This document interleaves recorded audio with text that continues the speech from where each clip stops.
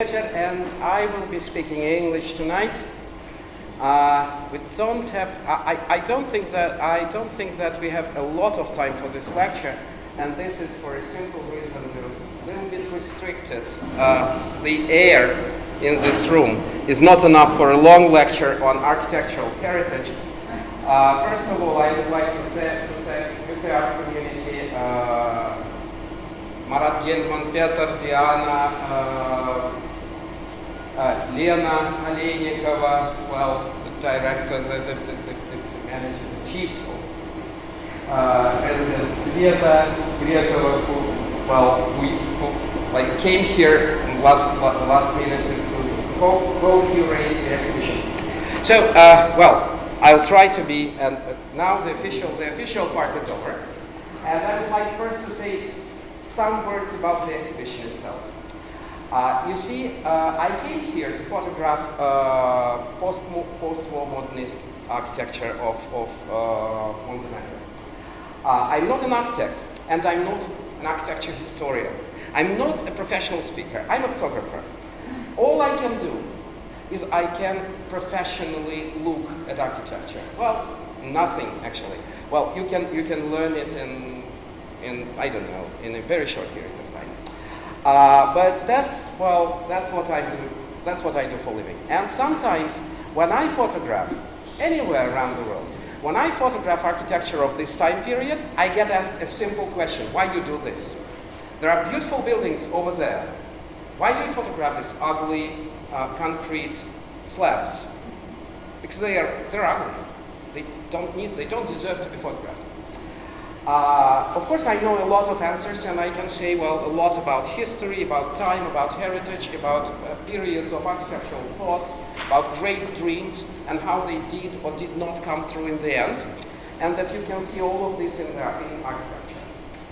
But, well, that's a lot of work. But usually, I don't like to spend my time on answering this question, so I say, well, I just don't know. This exhibition is, well, I don't know, it just came to me that I have to photograph this building, Never mind. This exhibition is actually about giving this simple I don't know answer and trying to think about it. I came here to photograph modernist architecture, but I found myself in a situation when I photographed life around, not just the buildings. And I finally realized that these buildings act as triggers, act as machines which produce the other images, which I am taking more or less, not as a photographer, but I just take snapshots of what's around me. But I found that the process of taking these pictures is in some way induced by this architecture, by this modernist architecture. So, my thought was to make a very obscure work about a very obscure process of inducing false memories. Because I belong to the time period when these buildings were constructed, both in former Yugoslavia and in the Soviet Union. That's why I'm interested in it. I'm actually looking into my past when I look at this architecture. So, when I'm photographing it, I find myself in a process of creating false memories about my own past. And that's what cryptomnesia is. Cryptomnesia is a syndrome when you seem to remember something, when you hear a tune, or see a building, or see a person's face, and you seem to remember that something is connected in my past with this name, with this face, or this tune, or this building. But in fact, there's nothing in your past.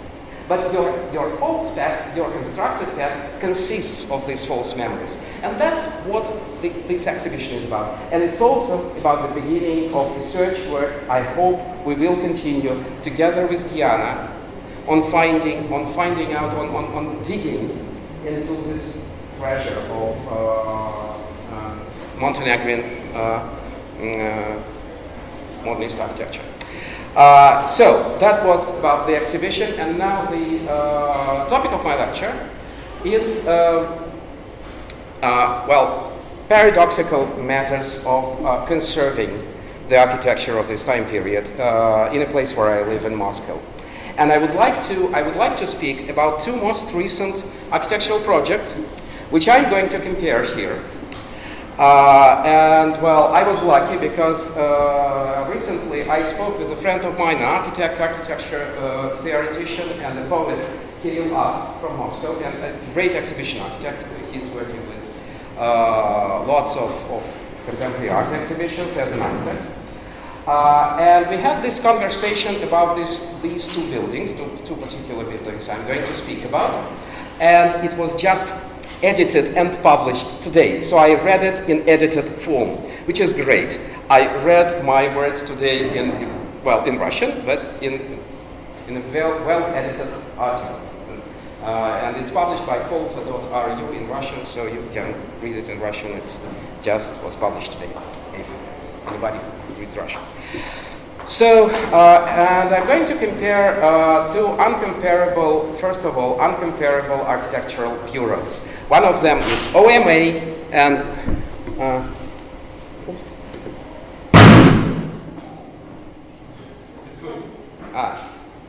is it? It's kind of a celebration. So, well, everyone knows OMA, Office of Metropolitan Architects, and Rem Koolhaas. And the other project is by a group of very young, very prominent Moscow architects called Cosmos Architects, who are doing in Moscow, they're doing sort of vacation projects because they work in different parts of the world. One of them works in New York City, two in Basel for Herzog and Demeron, and one in Moscow. And they're four friends. So when they get together for a vacation, they do a vacation project. Sometimes it's uncommercial, like this one. Completely non-for-profit work. So, and they're really uncomparable. And because I'm not professional, because I'm not a professional architect or professional architecture historian, I therefore have a right to compare these two projects. Let's start with the first. This is Garage Museum of Contemporary Art in Moscow, which is a reconstruction by Rem Koolhaas of a former restaurant, Vremena Goda, Seasons of the Year, in Gorky Park in Moscow. This is what Vremena Goda looked like 3 years ago. This restaurant is a prefab construction, experimental model leisure park restaurant, which was then hoped to be serialized and constructed in different big cities of the Soviet Union. You can see that, well, probably you don't see it from this picture, but the first level is open. There were no walls. Well, now you don't see the walls on the second level also, but there were. The second level is actually a dining room, and it's a beer house. It's more a beer house than a restaurant.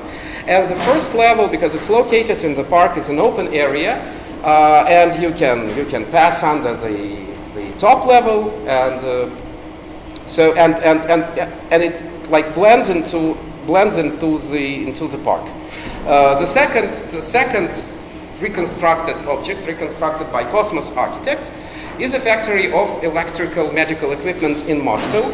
It's right in the center of Moscow, and it's one of the strange holes in the fabric of the city, when which was normal for cities in socialist countries, when you had a factory right downtown in the middle of the city, and it's a restricted area, and usually you don't know what's inside. It's behind a fence. You're not allowed in. And sometimes industrial areas like this were rather large and occupied a lot of space in the center of the Soviet cities. This is one of the most interesting areas for me in Moscow, not far from the river Yauza. And this is what the factory looked before. It was reconstructed by these young architects. These are two statements. You can see that in the statement by Rem Koolhaas, he speaks not of any technical features or qualities of the original buildings. He actually speaks of how do you say it, essence and conceptual values which were implanted in the buildings, like generosity, dimension, openness, and transparency. So you're actually salvaging or conserving terms, not actual constructions. What the other guys, what the young guys are saying, is more about the infrastructure of the city. It's also about the concept, but they're not speaking of time. They're not interested in any Soviet past, in historical past. They're interested in in putting forth the proposition of importance of technical unseen elements, and they're bringing them forward for us to see. Something, and they hope that in this process something interesting will happen with the place or with the people occupying the place. So there's also one connection between these two buildings, because the Garage Museum of Contemporary Art is constructed in Gorky Park, and the garage is the most important and the most influential contemporary art institution, one of the most influential contemporary art institutions in Moscow. And they moved to Gorky Park after they occupied for several years. They occupied Melnikov's garage in the more industrial district of Moscow. And then they moved to the Gorky Leisure Park, which is one of the most visited places in Moscow, which is well connected.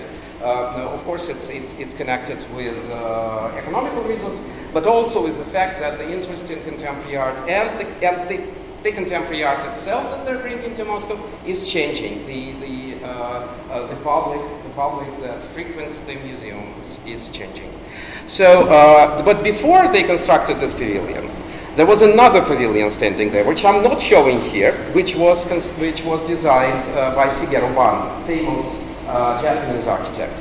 Well, it was supposed to be made of cardboard, but it was not actually, because there was steel infrastructure inside. But before Shigeru Ban, there stood another building, and this pavilion made of construction mesh by young Cosmos architects when they were really young, when they just graduated from Moscow Architectural Institute.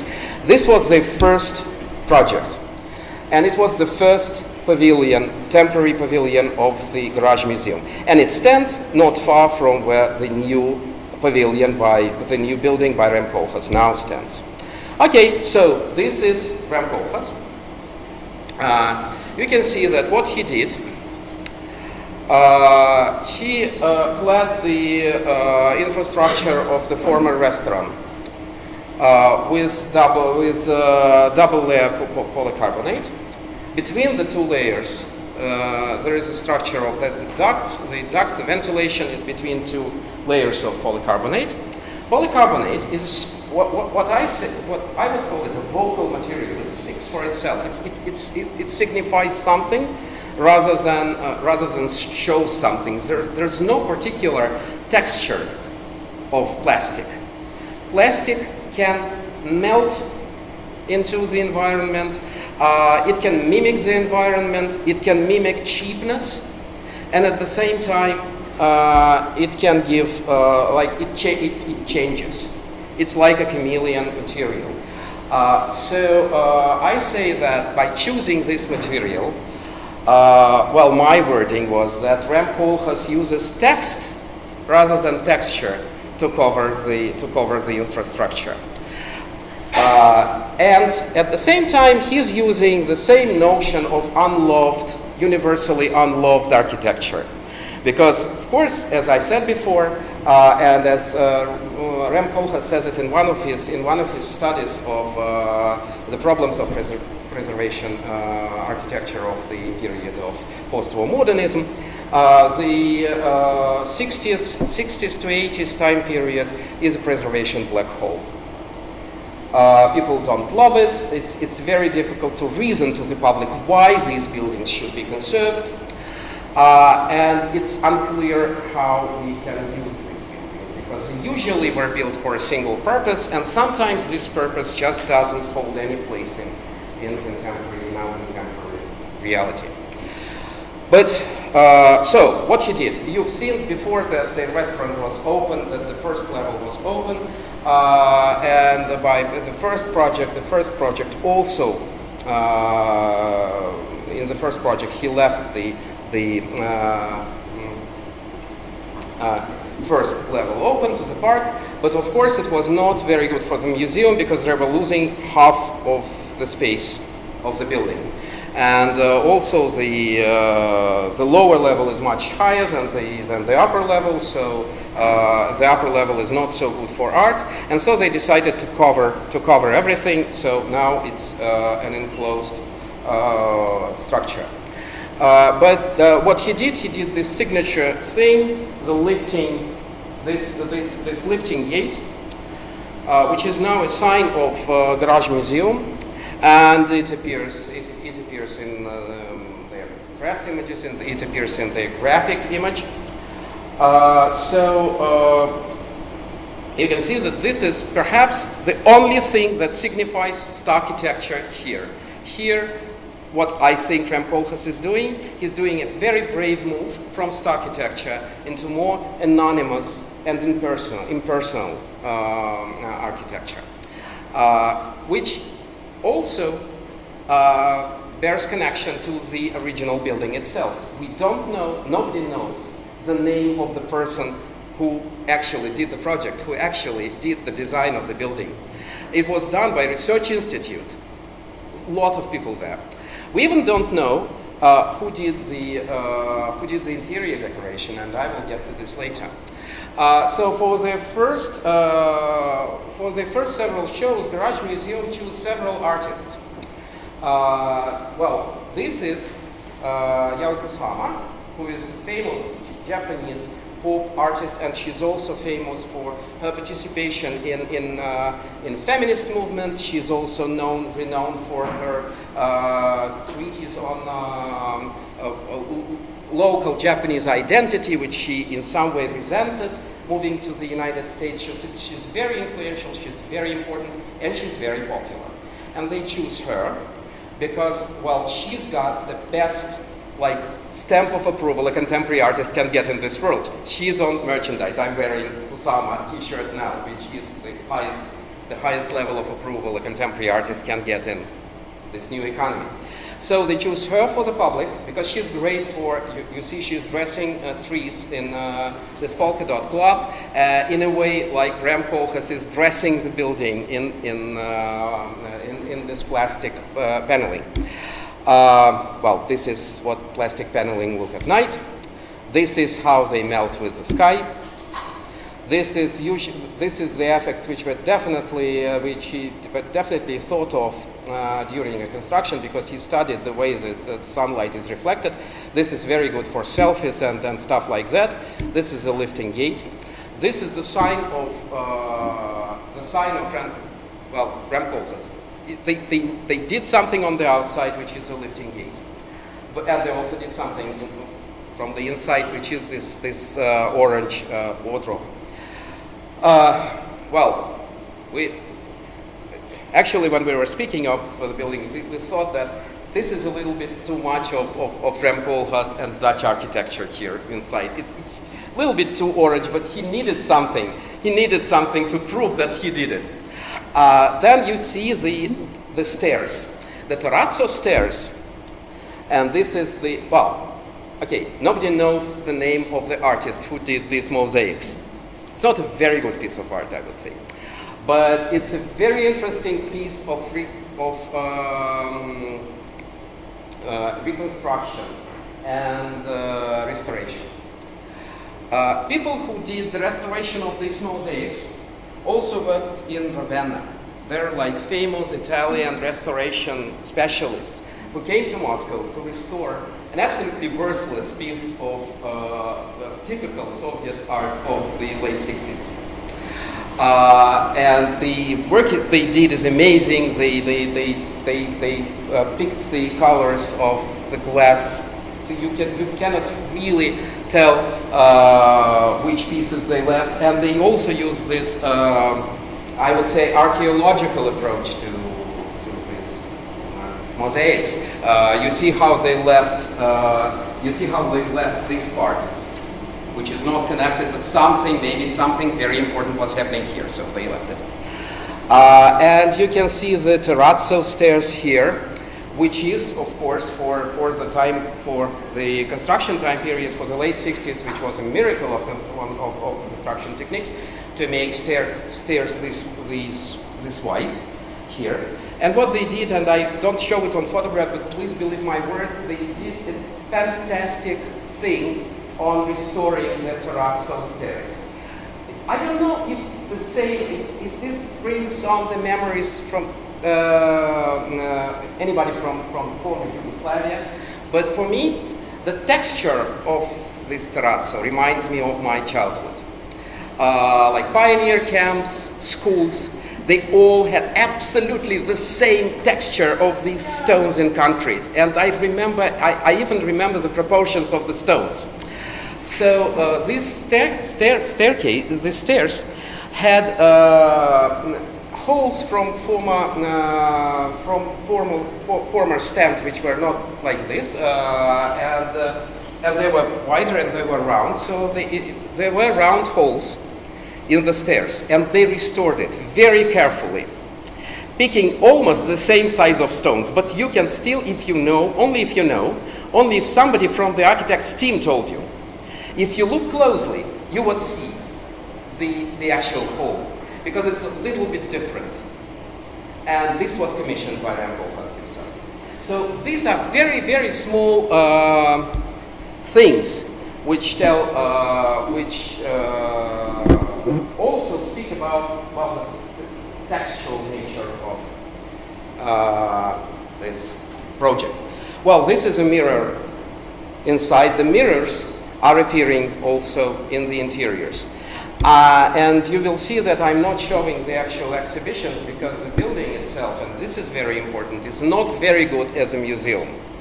And it was not, and they didn't, actually, it's done on purpose. Well, here you see the example of restoring a wall. You see the glass pieces here, and two kinds of brick walls, of brickworks preserved here on this wall. And the stairs here, and the case that the elevator shaft was added afterwards. This is how the construction details look from the inside. He definitely invites people to look at the details that were not intended to be looked at the construction time period. So actually what Kolkhoz is doing, he is acting against, well, what we would say that he's acting against Venetian Charter in his restoration of this building. It's contrary to the Venetian Charter, because he has the right to do it, because this architecture doesn't need to be preserved literally. And he's constructing something completely different. So I will just say several words about how this building functions as a museum. From 4,400 square meters, only about 600 meters have necessary climate control equipment. So, like contemporary art, like art by dead American artists, which is mostly very sensitive to climate conditions, can only be exhibited there in a very limited space. But the rest of the museum is not very good for exhibiting like painting or traditional photographs because of the polycarbonate windows, which don't have any blinds or shades. So you can't have a photograph opposite the wall which is lit during the day. Well, some of the art critics said that it's because they mostly think about the audience that comes at night. So this is high society, like openings and stuff like that, and not for normal people. No, but I don't think that this is right. I think that they thought about exhibiting new art there. Art which does not require the temperature to be within certain limits, art that doesn't require strict lighting conditions, art which is more oriented on research and I know, free thought rather than just contemplation, seeing. So they had this Kusama exhibition, but they also had several research projects exhibited there also. And the research project looked much better inside these walls. So, well, this is about the first one, the first effort of restoration of these old buildings. And now we come to the project by young architects, which I really like, and which I also compare to Rem Koolhaas project, because the material here, this foil thermal insulation thing, it's also a vocal speaking material. It speaks of several things. It's not a real wall paneling material. Nobody uses it outside for normal buildings. But this is a temporary structure. So these architects used it. And the first idea was, well, they had several ideas about this material. First of all, it mirrors everything. And so that it turns, and like any mirror, it turns inside out in a way. This was very important because of three buildings which belong to this territory. Only one is actually good for, well, any use, like useful. Two other buildings are even, they're closed, they are completely closed, and it's unsafe to enter. So they just use their facades to, they use their facades to turn them inside out, to turn their interior into the exterior of the whole project. Well, this is the long inhabited building. There is a bar on the, there's a bar and a dance floor behind these windows. And this is used mostly as a, there's a bar, there's a dance floor, but they also will be doing lectures and fairs in the courtyard. This is how this building looks how other buildings in Moscow, like the very expensive residence looks on the background here. It sort of blends into the texture of the city without paying a lot of attention to the quality of the building it blends with, which is very important for the guys. They were realizing that they're doing this work in a very difficult area, very difficult neighborhood. Okay, this is the second sign, elements of this area. This is the moon, the screen. It's 9 meters high. And their first idea, because this building is temporary, they know when the development of the new residential complex will start here in October. So they sought to sort of map the lifetime, the lifespan of the building, map into the cycle of the moon. So the first idea, the original idea, was to open it with the full moon projected here on the moon screen. And then the moon will wane. And finally, on the closing night, before the demolition begins, it's like it's completely dark. So the crescent is getting less and less by months. So like this moon cycle is mapped into the lifespan of the building, and then it wanes, and then it stops, and then the life ends. Which is very important for me, because I think that in this case, these architects also explore not only the space, but also the time. It's like I don't know, like relativity theory. The time dimension is equal in some way to 3 space dimensions. So, it didn't work out with the moon, because something went wrong with the projector and something went wrong with the budget. in the middle of construction period. So the guys weren't allowed to realize all that they conceived from the beginning. But now they understand that it was all to the best, because they thought of maybe, their first project was to do an LED moon. So there's no projector, there are LEDs here on the round screen with a special controller, high resolution LED screen. It didn't work out. Okay, so the moon is just white moon there, and it's used for selfies mostly. This foil stuff behaves differently under different light conditions. This is how the courtyard looks on overcast days, and we've got a lot of overcast days in Moscow this summer. And this is how this ugly postmodern residential building looks like it plays well with this insulation material. This is how Stalin's high-rise building looks with this insulation. It's very interesting just to walk around and look at how the city looks with this thing. The second, element of this project is the sign, which is the former electric medical equipment factory. And it's interesting because I spoke with the guys, but unfortunately they were too young to remember. When we were children, our generation was, when I was a kid, and I used to go to a kids' clinic, a kids' polyclinic. There was one room which was marked electric sleep, which I remember from my childhood.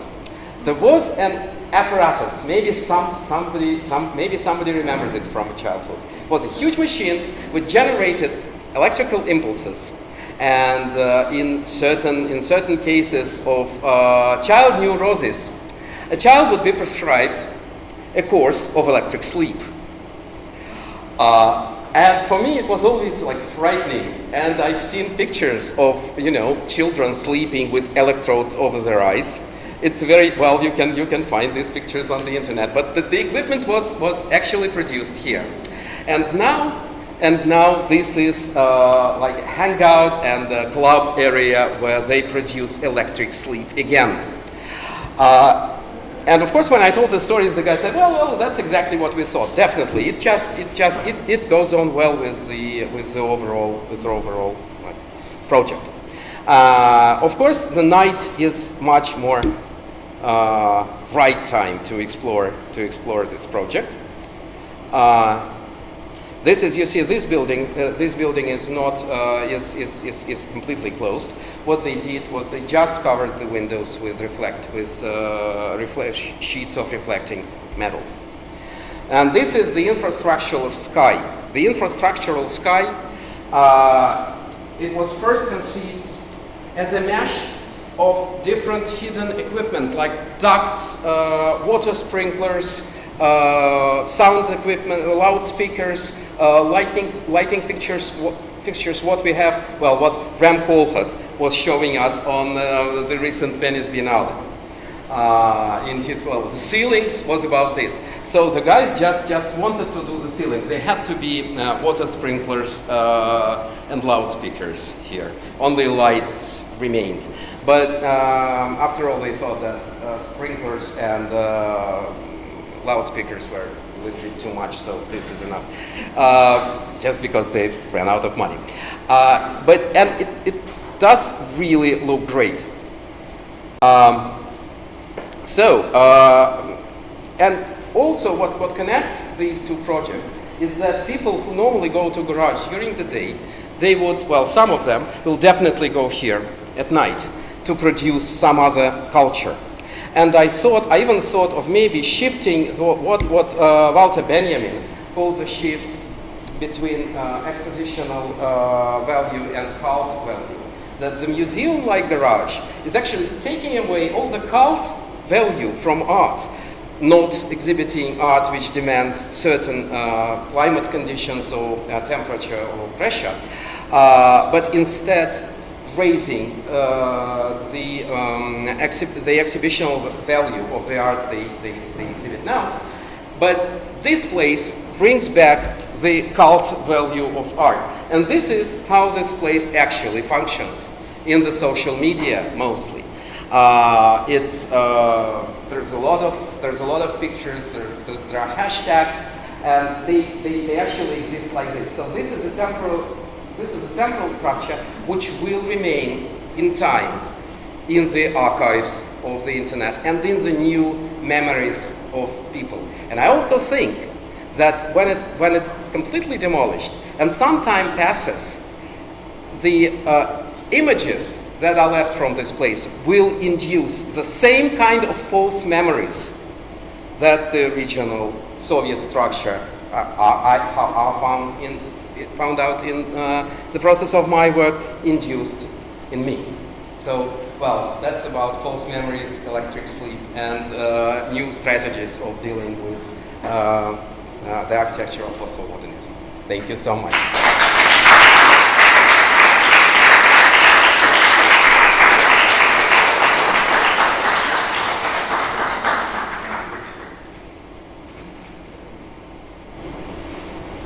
Спасибо.